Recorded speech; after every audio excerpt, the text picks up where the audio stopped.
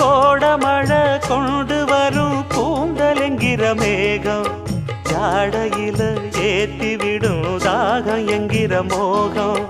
கோடியில ஒருத்தியம்மா கோலமயில் ராணி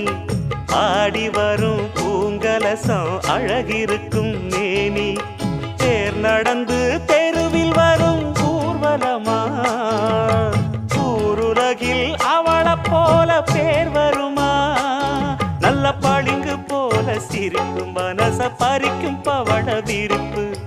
விளங்கிடாத இனிப்பு விவரம் புரிஞ்சிடாத துடிப்பு